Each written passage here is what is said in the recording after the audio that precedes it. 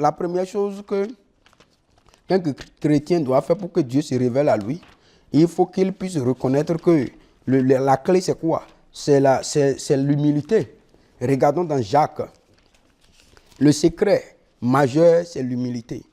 Malheureusement, si tu vas voir l'orgueil quelque part, c'est dans le milieu chrétien que tu vas voir l'orgueil.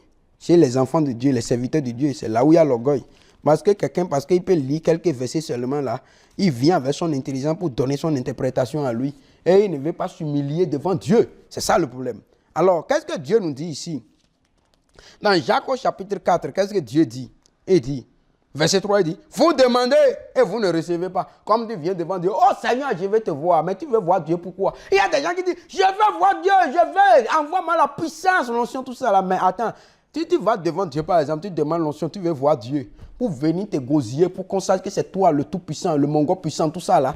Alors, pour que tu aies une renommée, tout le monde va voir sur les TikTok, réseaux sociaux, tout ça là, que c'est toi l'homme puissant. Si c'est ça là, sois convaincu que tu vas souffrir, gémir pendant des millénaires. Dieu ne va jamais se révéler à toi. Ce n'est pas possible. Et si Dieu veut se révéler à toi là, il va te révéler à toi dans la terreur. Pour que tu puisses te repentir d'abord, il va te révéler à toi d'abord pour ta repentance. Parce que tu n'es pas encore régénéré, tu n'es pas encore transformé. Pourquoi Dieu va se révéler à toi pour les choses plus excellentes? Non.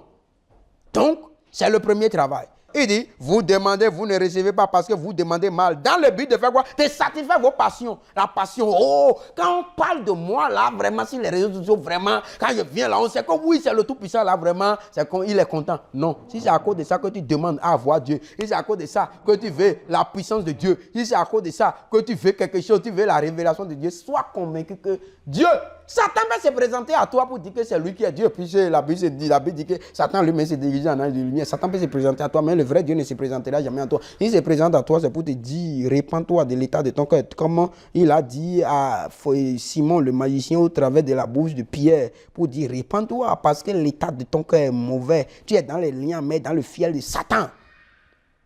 Alors, tu es dans les lignes du diable, dans le fiel, mais donc, c'est ça. Et il a dit maintenant, oh, priez pour moi vous-même, afin qu'il ne m'arrive rien de tout ce que vous venez de dire. Simon, le magicien du monde, lui, il a donné l'argent à Pierre pour faire quoi? Il veut la puissance parce que lui, il avait la puissance là. Au travers de cette puissance-là, tout le monde le glorifiait. La Bible dit que dans Acte 8, qu'à Samarie, là, du plus petit au plus grand, tout le monde louait Simon pour dire, oh, ça c'est la grande puissance de Dieu. Et Simon tirait une gloire de ça. Maintenant, quand Philippe est arrivé, il a vu que son entreprise est tombée. Et donc, Dieu a vu son cœur. Lui, il a demandé la puissance. Ah ouais, ils étaient là plusieurs. On a prié pour tout le monde. Pourquoi c'est lui seul qui n'a pas reçu la puissance? C'est Simon, le magicien seul qui n'a pas reçu la puissance. Alors que les autres, ils sont convertis aussi. Simon lui-même, là, il a été converti et baptisé, comme les autres aussi. Mais pourquoi Pierre vient? Parce que Pierre est un homme rempli du Saint-Esprit. Et Pierre n'est pas un magicien. Il va imposer les mains aux gens pour qu'ils reçoivent le Saint-Esprit, suivant que le Saint-Esprit le guide.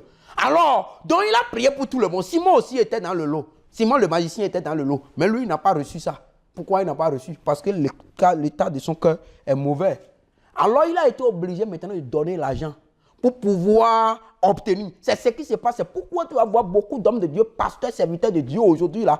Parce qu'ils sont là, ils font l'effort tous les jours, coutou, ils prient, tout ça là. Le truc ne bouge pas, ça ne marche pas. Le ministère, ne bouge pas, ça ne marche pas. Ils veulent la puissance, l'onction. Ils veulent que les choses bougent, ça ne marche pas. Alors finalement, on va leur dire, oh non. Et ils voient les soi-disant grands serviteurs de Dieu. Et il y a un ministère de 1000 membres, 10 000 membres, ceci, cela, remplit les réseaux sociaux. Ils disent, oh non. Et il dit, mais comment vous faites la chose? Il dit, non, toi aussi, si tu es là en train de dire les choses que tu dis là, ça ne marchera jamais. Viens, on va te montrer le secret. Oh, on va te mettre dans un système, dans une secte. Tout ça là, il va rentrer dans le secret. Tu n'as pas encore vu le secret, viens. Voilà. Pourquoi les choses sont restées comme ça? Et il a tout fait, ça ne marche pas. Parce que l'état de son cœur est mauvais.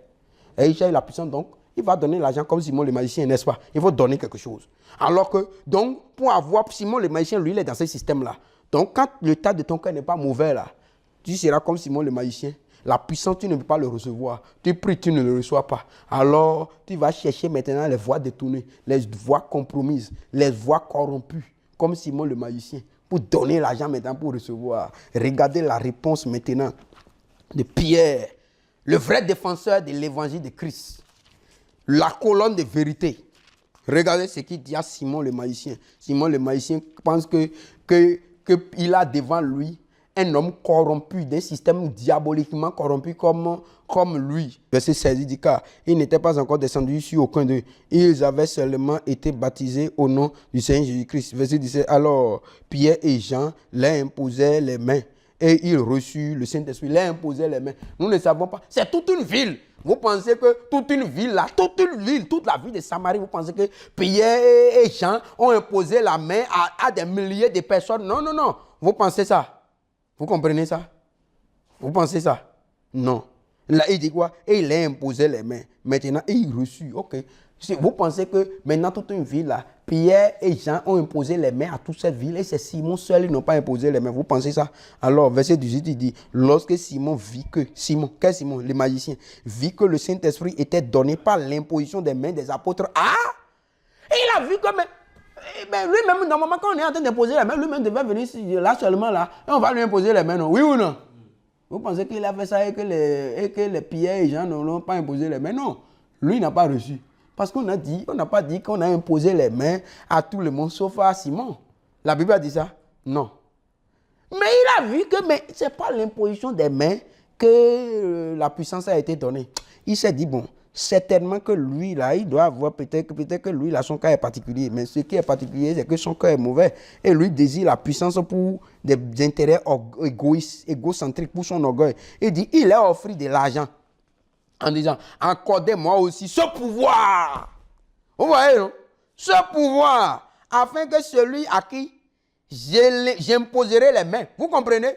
Lui, il a reçu, c'est-à-dire, lui, il n'est plus au niveau de recevoir l'esprit, hein, par l'imposition des mains des apôtres. Est-ce que vous avez vu la différence? Lui, il veut prendre la place maintenant des apôtres, la place des chefs, l'autorité, quoi. Vous comprenez, non? Comme il avait toujours l'ANAC, son système d'ANAC, d'influenceur. Vous voyez?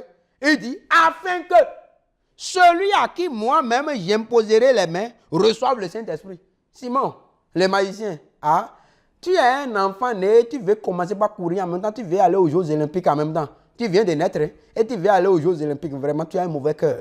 Des hommes de Dieu qui ont servi Dieu, des gens comme John Wesley, hein, des gens comme John Knox, des gens comme Charles Finney, on voit ces témoignages de ces grandes personnes qui ont marché dans la vérité, les Pierre, les Paul, ceux qui ont marché dans la vérité, ont défendu l'évangile, Dieu a fait des choses extraordinaires avec eux. Les gens viennent maintenant, et même ils veulent commencer par faire les miracles, en même temps, ils ne savent pas qu'il y a un prix à payer. En même temps, ils veulent en même temps, du jour au lendemain, quand ils sont venus en même temps, oh, tout à coup on les a vus dans les ghettos en train de faire choses là, Anaké fait des choses, tout ça là. Tout à coup, du jour au lendemain, ils se lèvent comme ça là, ils disent qu'ils sont prophètes, ils sont ceci, ils sont docteurs. En même temps, ils ne commencent pas à imposer les mains, même ils veulent faire de grandes choses en même temps. Avec Dieu, ça ne marche pas.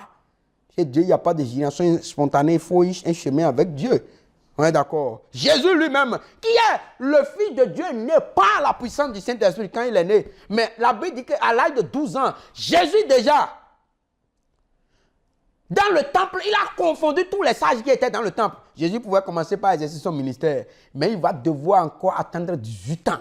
Qu'est-ce que Jésus faisait? La préparation. Il y a un temps pour la préparation. Il y a un temps où Dieu va équiper, Dieu va lui parler. Oui, Moïse, par exemple, à 40 ans, Moïse, voyant les enfants d'Israël sous la domination, sous la servitude de Pharaon et de l'Égypte, pensait que non, il ne pouvait pas supporter. Il y a une rage qui a monté en lui. Il a voulu délivrer le peuple juif.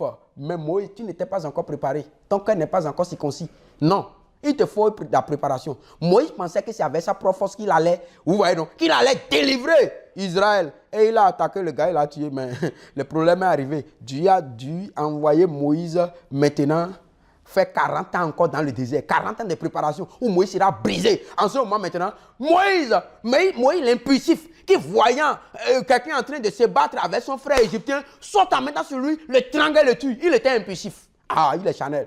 Mais ce même Moïse devient maintenant, après 40 ans, Moïse a vu des choses. Moïse est devenu maintenant l'homme le plus patient au monde parce que Dieu l'a travaillé. Dieu a enlevé le caractère impulsif qui saute sur les gens pour les tuer comme ça. Là. La rage là, c'est mauvaise rage. Dieu a enlevé ce qui est mauvais dans cette rage, dans ce zèle là. Dieu a pris le temps de lui enlever ça. Et Moïse maintenant, la rage là, la rage pour défendre la cause de Dieu là, est restée pure. C'est une rage pure, un zèle pur. L'amertume qui est dans ce zèle a été ôté. L'ego, parce que l'ego de Moïse a été ôté maintenant.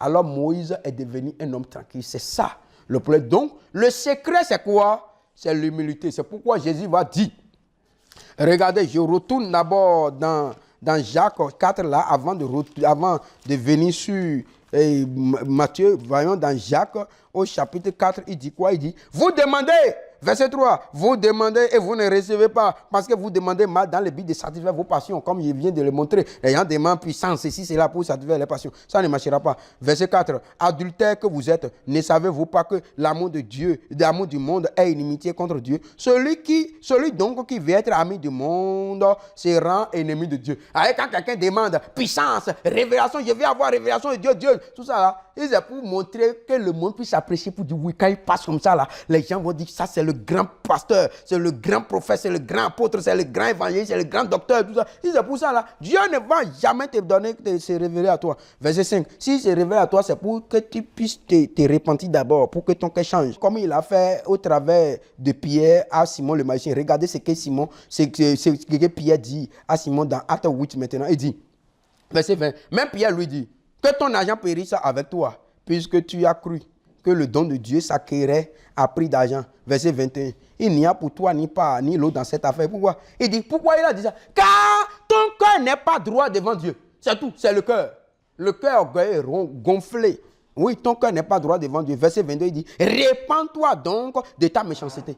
Donc, si Dieu va se révéler à quelqu'un dans cet état qui prie pour demander, Seigneur, révèle-toi à moi. Seigneur, envoie ta puissance, ton notion, pour que vraiment je fasse des choses extraordinaires pour toi. Oui, c'est bien de dire, je vais faire des choses extraordinaires pour toi, mais Dieu connaît ton cœur. Il connaît le cœur de l'homme. Il sait si c'est pour, il sait si c'est pour ton orgueil, pour ton ego. Si c'est pour ça, là, Dieu ne va pas le faire. S'il va se révéler à toi, c'est pour te dire, répands-toi, parce que ton cœur n'est pas droit devant Dieu. C'est clair. Verset 5, il dit, croyez-vous que l'écriture parle en vain? C'est pas jalousie que Dieu chérit l'esprit qu'il a fait habiter en nous.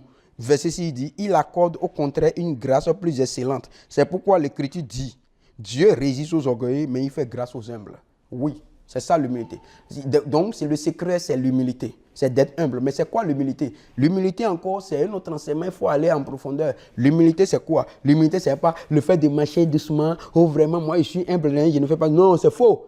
Même dans une apparence d'humilité peut abriter, peut être l'habit d'une grande montagne d'orgueil. Tu comprends ça?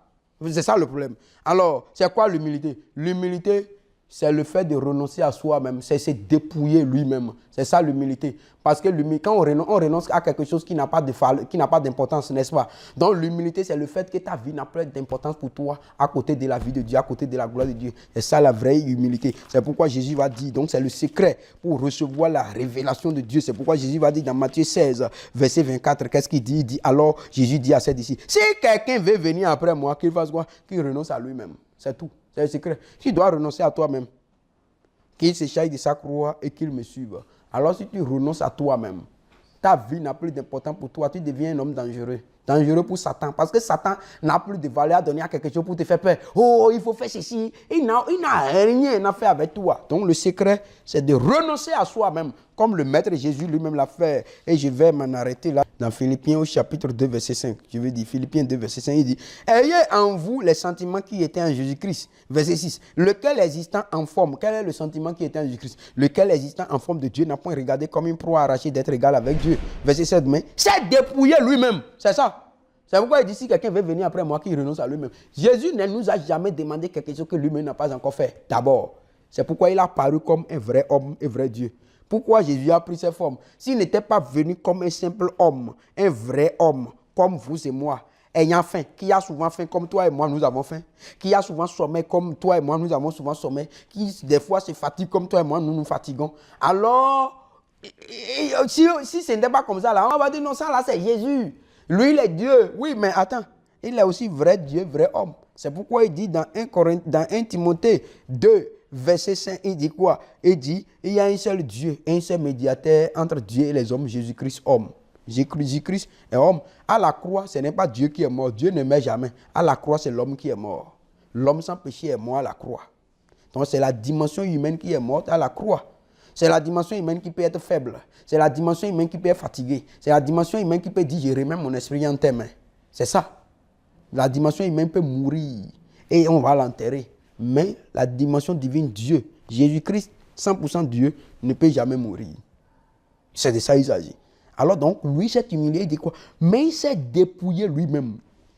En prenant une forme de serviteur, en devenant semblable aux hommes et ayant paru comme un simple homme. C'est ça. Verset 8 dit, il s'est humilié lui-même. C'est le secret. C'est rendant obéissant jusqu'à la mort, même la mort de la croix. Ça, donc, demandez pour avoir la révélation, tout ça là, pour que Dieu se révèle à toi, pour que tu puisses voir l'invisible, il faut d'abord l'humilité. C'est pourquoi quand Dieu veut marcher avec quelqu'un, il va prendre le soin de le briser. Il n'y a rien à faire.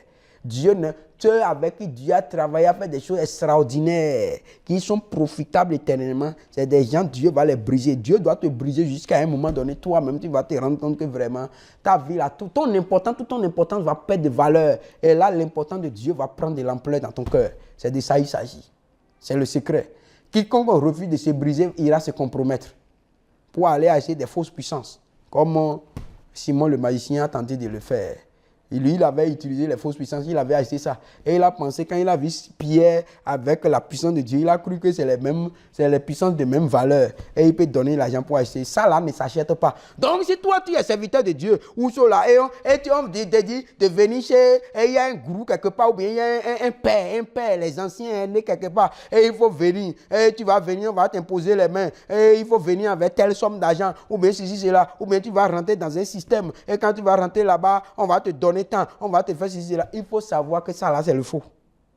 Le seul endroit où il y a la puissance là, c'est dans le lieu secret avec Dieu, toi et Dieu seul, face à face. Tous ceux que tu as vus dans la Bible, ils ont fait des choses extraordinaires avec Dieu. C'est entre Dieu et face à face, dans la recherche sincère de Dieu, et Dieu va se révéler à toi.